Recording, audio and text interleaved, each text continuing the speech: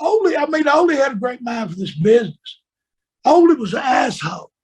I think he wanted everybody not to like him so he wouldn't have to get close to nobody. I hated him. Those words came straight from Tommy Rich. Not a gimmick, not a work, real heat. And the list of names he couldn't stand? It's longer than you think. Tommy Wildfire Rich was a Southern wrestling hero. He had the look. He had the crowd. He drew big money in Georgia Championship Wrestling during the late 1970s and early 1980s. His fans loved him. Kids wanted to be him. Adults paid to see him. He was white hot. Then in 1981, something huge happened. Tommy Rich became the NWA World Heavyweight Champion. That belt meant everything back then. It was the top prize in all of wrestling. Rich won it and should have been set for life, but his reign lasted only 4 days. 4 days. Then it was over, and his career never reached those heights again. What happened? According to Tommy Rich, it wasn't his fault. It was never his fault. He blames everyone else. Promoters, bookers, fellow wrestlers, the system, politics, betrayal, sabotage. Rich has spent decades pointing fingers at the people who he says ruined his career. And in shoot interviews over the years, he's named names. Lots of them. This isn't about match results or who won a fake fight. This is about real professional hatred. Money lost, careers destroyed, trust broken. Rich has held grudges for over 40 years. And now, even in 2025, he's still bitter about what went down back then. So let's count down the 10 wrestlers and wrestling figures that Tommy Rich hated most. These are the people he blames for his fall from grace. Whether he's right or just can't let go of the past, you can decide. Number 10 on the list is Tony Atlas. Tony Atlas was a huge star, literally huge. The man had muscles on top of muscles. He worked for the NWA and the WWF. He was a top guy, but Tommy Rich has problems with him, and it's not about matches or storylines. Rich has talked about Atlas in the same breath as powerful political enemies like Harley Race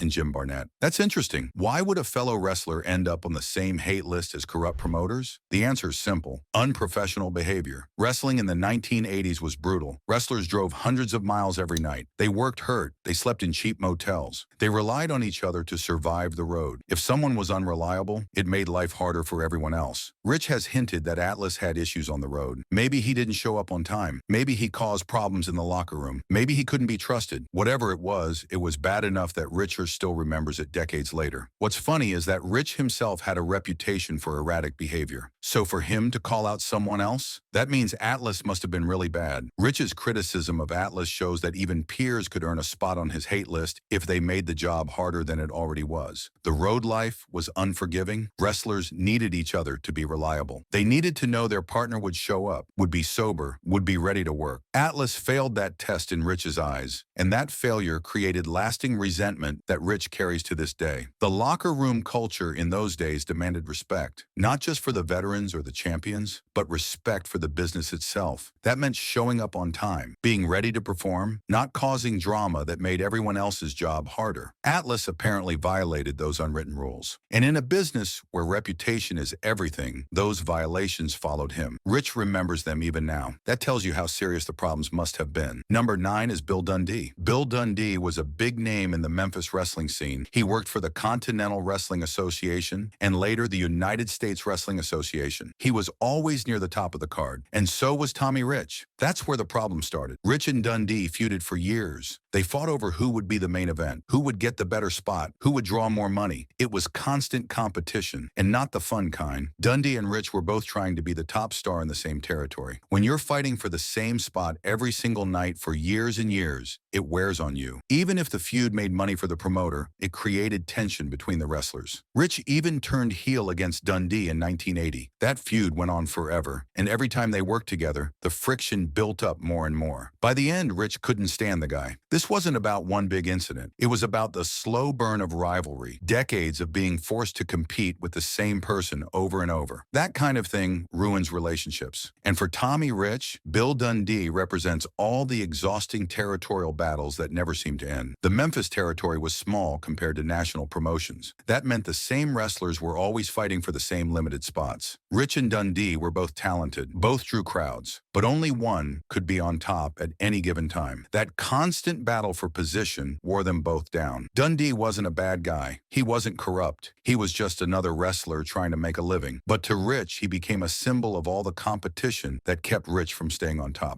Every time Dundee got a push, Rich felt like he was being held back, and that feeling festered for years. In territories, the same faces appeared night after night. The same matchups happened over and over. Fans in Memphis saw Rich versus Dundee dozens of times, maybe hundreds. That repetition created familiarity for the audience, but for the wrestlers, it created exhaustion. Rich grew tired of fighting the same battles, tired of competing with the same person, tired of never being able to fully win. Because even when Rich got the upper hand, Dundee would get pushed again next month, and the cycle would start over. Number 8 is Harley Race. Harley Race was an NWA legend. He held the NWA World Heavyweight Championship multiple times. He was tough, he was respected, he was the old guard, and he did not like Tommy Rich. When Rich won the NWA World title in 1981, it was controversial. Race had to drop the belt to this young guy from Georgia, and Race wasn't happy about it. The NWA old guard didn't think Rich deserved the spot. They saw him as a political pawn, someone pushed to the top not because of skill, but because of backstage deals. Rich knew Race resented him, and that resentment created heat. Rich felt like he was never accepted by the NWA establishment. They saw him as an outsider, a kid who got the belt too soon, someone who didn't earn it the right way. Race represented the institutional resistance Rich faced. The old champions didn't want to let go of their power. They didn't want new stars taking over. So they made it hard for Rich to succeed. They didn't support him. They didn't help him grow into the role. Rich blames Race for being part of that system, for being one of the gatekeepers who kept him from truly becoming a national star. And even now, decades later, Rich still feels the sting of that rejection. The NWA was controlled by old school wrestlers like Race. They believed you had to pay your dues. You had to earn respect the hard way. Rich was given the belt as part of a political deal. He didn't earn it in their eyes, so they never accepted him as a legitimate champion. Race could have mentored Rich. He could have helped him succeed. Instead, he made it clear that Rich didn't belong. That coldness from the veteran champion hurt Rich deeply. It made him feel like an imposter, and that feeling never went away. The NWA Championship was supposed to be the pinnacle, the ultimate achievement. For Rich, it should have been the greatest moment of his career. Instead, it became a source of shame because the people who mattered most in the business never accepted it. Race was the symbol of that rejection. He was the face of the old guard that refused to embrace the new generation, and Rich never forgave him for it. Number 7 is Austin Idol. Austin Idol worked with Tommy Rich in Memphis. They even teamed up for a huge feud against Jerry Lawler in 1987. That feud drew massive crowds. It made serious money. But behind the scenes, Rich couldn't stand Idol. Why? Because Idol was shady. According to wrestling urban legends, Idol once convinced a promoter to put up a real $10,000 check for a battle royal. Idol won the match, took the money, and immediately left the arena. He just walked out with the cash. Now, maybe that story's exaggerated. Maybe it's not even true. But the fact that it exists shows what kind of reputation Idol had. People thought he was the kind of guy who would pull something like that. In wrestling, trust is everything. Wrestlers depend on promoters to pay them fairly. Promoters depend on wrestlers to show up and work. If someone is known for being financially opportunistic or unreliable, it creates problems. Rich already hated untrustworthy promoters. He talked about them in other interviews. So it makes sense that he would also hate wrestlers who acted the same way. Idol represented everything Rich despised about the shady side of the business. Greed, dishonesty, taking the money and running. The Memphis territory was full of colorful characters. Idol was one of the most colorful. He had charisma. He could talk. He could work. But his reputation for being untrustworthy followed him everywhere. Rich needed to trust the people he worked with. He needed to know they would be there for the next show, that they wouldn't take the money and disappear. Idol's alleged behavior violated that trust. And in Rich's mind, that made Idol just as bad as the corrupt promoters he hated. The story about the Battle Royal became legendary. Whether it really happened or not doesn't matter. The fact that people believed it could happen says everything about Idol's reputation. He was seen as someone who would put himself first, who would take advantage of any situation for personal gain. That kind of selfishness destroys the trust that makes wrestling work. Wrestlers need to know their partners will protect them, that they'll work together to make money, that they won't stab each other in the back for a quick payday. Idol broke those rules, or at least he was perceived as someone who would, and that was enough to earn Rich's lasting hatred. Number 6 is Eddie Gilbert. Eddie Gilbert was known as Hot Stuff. He was talented, he was charismatic, and he had a massive ego. Rich and Gilbert worked together in Memphis. They were tag team partners and rivals. rivals, but their professional relationship fell apart. Gilbert had a reputation. People in the business said he thought he was better than everyone else. He believed he deserved to be a main eventer like Ric Flair. He thought he should be the head booker everywhere he went. And when he did get booking power, he used it to put himself over. Gilbert was also known for throwing temper tantrums. He had attitude problems. He was volatile. Eventually, his behavior got him fired from Eastern Championship Wrestling as a booker. People just couldn't deal with him anymore. Rich watched Gilbert go from being a peer to being a power-hungry booker. And Gilbert exhibited the same self-serving behavior that Rich already hated in guys like Jerry Lawler and Ole Anderson. Gilbert became the thing he used to fight against. That's what made Rich so angry. Gilbert wasn't some evil promoter or corrupt authority figure. He was a fellow wrestler, someone who should have understood the struggle. But as soon as he got a little power, he became just as bad as everyone else. Rich saw that as the ultimate betrayal. Gilbert's ego was legendary. He genuinely believed he was as good as the top stars in the business. When he didn't get the respect he thought he deserved, he threw fits. He made life difficult for everyone around him. Rich had worked with Gilbert as a partner. They had been in the trenches together. So when Gilbert got a booking position and started acting like the same corrupt bookers they both used to complain about, Rich felt betrayed. Gilbert proved that power corrupts everyone, even the people you thought you could trust. The transformation was stunning to watch. Gilbert went from being a sympathetic wrestler trying to make it to being an egomaniac who put himself over at everyone else's expense. He booked himself in main events. He gave himself championships. He made sure the angles always made him look good. Rich had seen this pattern before. Bookers who abused their power, who used their position to benefit themselves instead of the territory. Gilbert became just another example of that corruption. And because Rich had once considered him a friend, the betrayal cut even deeper. Number 5 is Jim Barnett. Jim Barnett was one of the most powerful men in wrestling. He was on the NWA board. He ran Georgia Championship Wrestling. He had serious political connections, and he was involved in the most important moment of Tommy Rich's career. When Rich won the NWA World Heavyweight Championship in 1981, there were rumors. Ugly rumors. People said Rich did favors for Jim Barnett in exchange for the title shot. If that's true, it means Rich's biggest achievement wasn't earned through talent. It was earned through compromise. Whether the rumors are real or not, they followed Rich forever. They tainted his legacy. His greatest moment became a source of shame instead of pride, and he blames Barnett for that. Barnett represented the puppet masters of the NWA, the powerful figures behind the scenes who controlled everything. They decided who got pushed, who got paid, who got the belt, and they used that power to manipulate people. Rich resents Barnett because even if he wanted to succeed on his own merit, he couldn't. The system wouldn't allow it. Barnett forced him to play politics, and that political game destroyed the purity of his accomplishments. Rich's hatred for Barnett is really hatred for the corrupt system that made people like Barnett so powerful. The rumors about Rich and Barnett have never been proven, but in wrestling, perception is reality. Once people started talking, the damage was done. Rich's title win was no longer seen as a triumph. It was seen as a scandal. Barnett had the power to make or break careers. He could give someone the world championship or keep them stuck in the mid-card forever. Rich needed Barnett's approval to get to the top. And whether or not anything improper happened, the fact that Barnett had that much power made Rich dependent on him. That dependency created resentment that lasted for decades. The NWA was full of powerful political figures like Barnett. They operated in the shadows. They made deals. They traded favors. They controlled who got opportunities and who didn't. And wrestlers like Rich had no choice but to play along if they wanted to succeed. That system corrupted everything. It made every achievement questionable. It made every title win subject to speculation. Rich's moment of glory became forever associated with scandal because of Barnett's involvement, and Rich has never been able to escape those rumors. Even now, when people talk about his championship reign, they mention the Barnett situation. His legacy is forever tainted by the perception of corruption, and he blames Barnett for that. Number 4 is Buzz Sawyer. Buzz Sawyer was known as Mad Dog, and he lived up to that name. Rich and Sawyer had one of the most brutal feuds in wrestling history. It was violent, it was bloody, and it lasted for years. The feud culminated in the last Battle of Atlanta, an enclosed cage match that fans still talk about today. But this wasn't just a great feud. It was a nightmare for Rich. Sawyer was dangerous, he was unpredictable, he had substance abuse problems, and he was unsafe in the ring. Rich has said that Sawyer had a difficult and unpredictable real-life personality. That's wrestling talk, for he was a loose cannon. You never knew what Sawyer was going to do. He might work the match as planned, or he might go into business for himself and actually hurt you. For 2 years, Rich had to trust Sawyer with his safety, and he couldn't. Every match was a risk. Every night, Rich went out there not knowing if Sawyer would snap. That kind of stress takes a toll. It's not just physical, it's mental. In the territorial system, wrestlers depended on each other. If someone was unsafe, it could end your career. Buzz Sawyer represented the ultimate professional hazard. Rich's resentment isn't about losing matches or bad storylines. It's about the trauma of working with someone who could have killed him at any moment. The last Battle of Atlanta is remembered as a classic. Fans loved it. Critics praised it. But for Rich, it was torture. He had to get in that cage with a man he couldn't trust. A man who was known for being violent and unstable. Sawyer's problems were well known in the business. Everyone knew he had issues, but the show had to go on. Rich had no choice but to work with him, and every time they were in the ring together, Rich feared for his life. That's not an exaggeration. Wrestlers have been seriously hurt or even killed by unsafe workers. Rich knew the risks, and he had to face them night after night. The psychological damage from that experience stayed with him. Even decades later, talking about Sawyer brings back that fear and anger. The feud made money. It drew crowds. It's considered one of the best programs in Georgia Championship Wrestling history. But at what cost? Rich had to risk his safety and his sanity to make it work. He had to trust a man who couldn't be trusted. Every punch could have been real. Every move could have gone wrong. Every night could have been the night Sawyer lost control completely. Rich lived with that fear for 2 years, and he's never forgotten what that felt like. Number 3 is Ole Anderson. Ole Anderson was a booker and a wrestler. He worked for Georgia Championship Wrestling and later World Championship Wrestling, and Tommy Rich called him an a-hole, not behind his back, publicly, on camera. Rich's hatred for Ole Anderson runs deep. It's personal. Anderson was a rival for Rich in GCW, but the real problem was Anderson's role as a booker. Rich believes Anderson destroyed the territory where Rich had his greatest success. Anderson had a reputation for being conservative in his booking. He made decisions that didn't make sense. He killed storylines. He pushed the wrong people, and the territory suffered because of it. By the time Anderson was fired as WCW booker at the end of 1990, the company had lost $6.5 million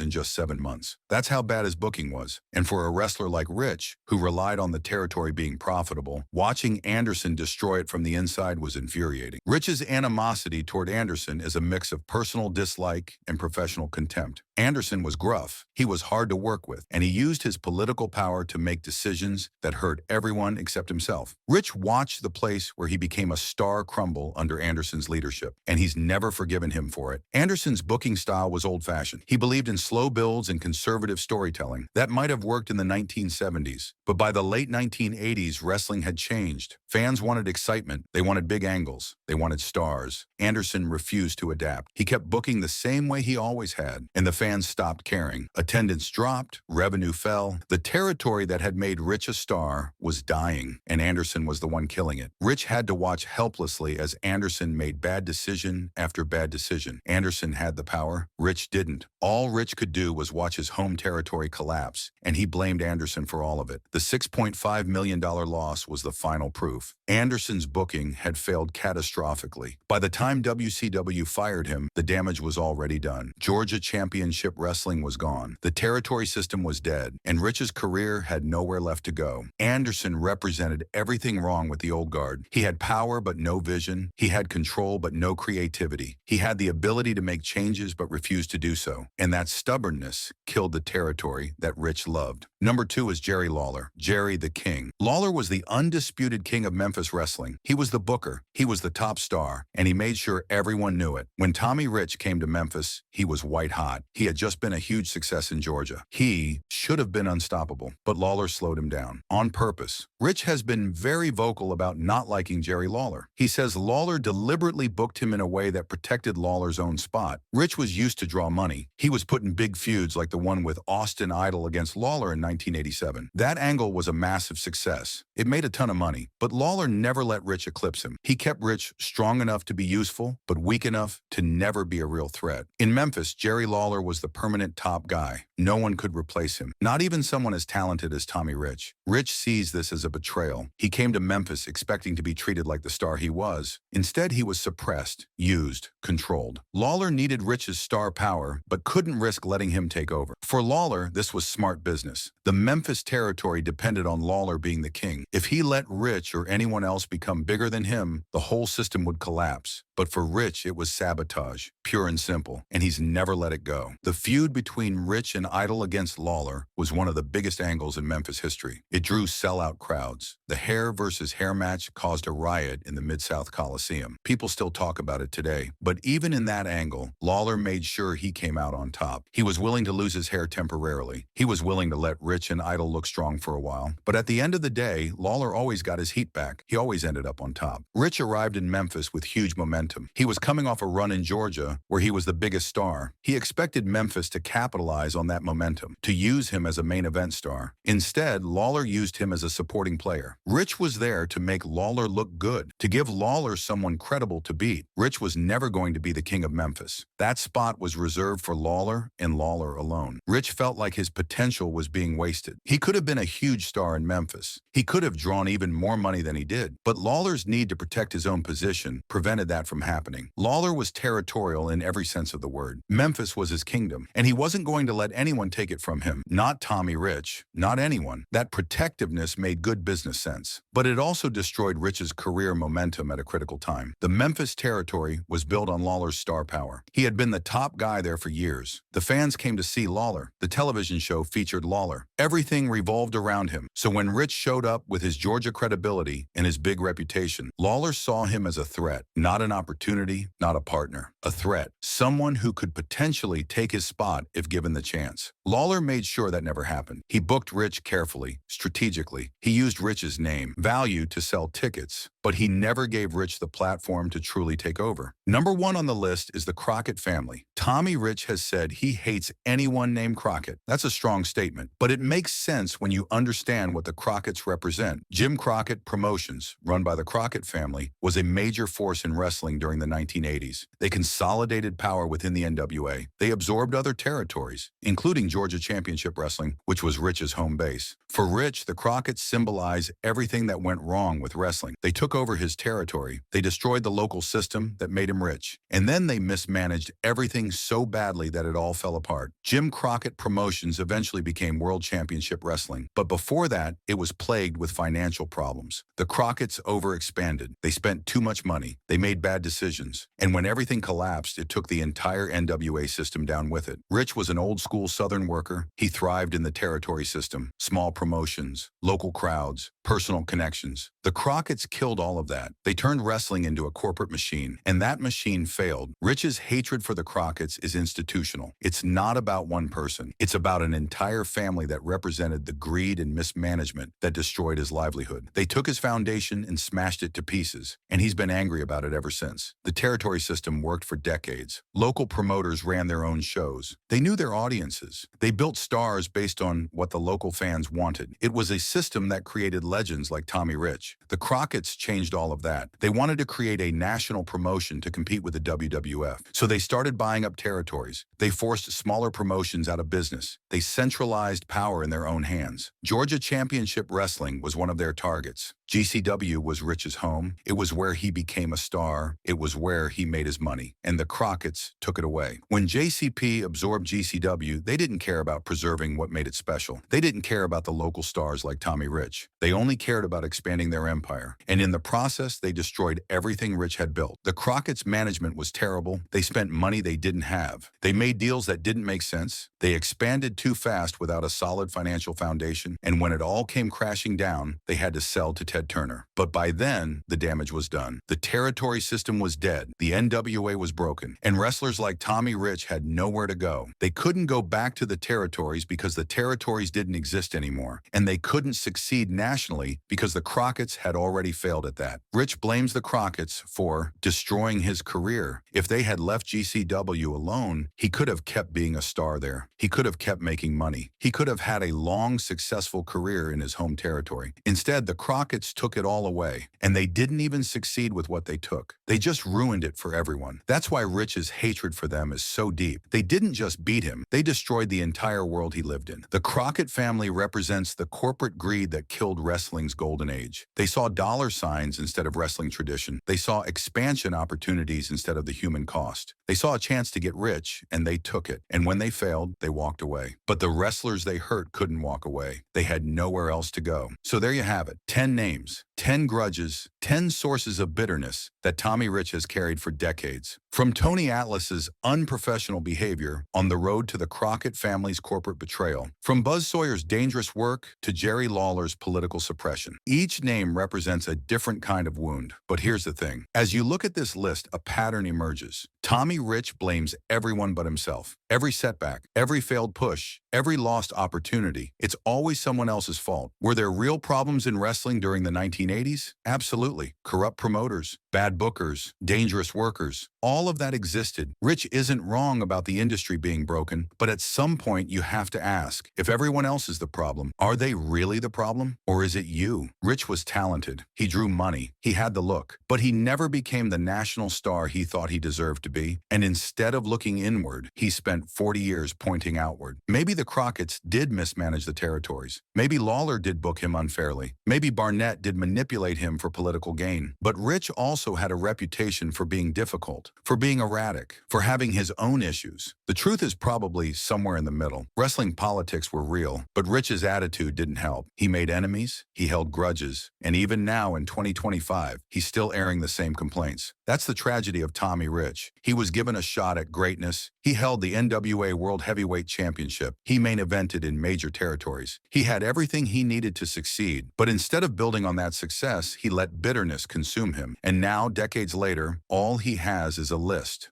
of people he hated, a list of people he blames, a list that proves he never moved on. So which of these names do you think was most at fault in Tommy Rich's fall? Was it the Crockett's and their corporate greed? Was it Lawler and his territorial control? Was it Barnett and the corrupt politics? Or was it Rich himself for never letting go of the past? Drop your answer in the comments below.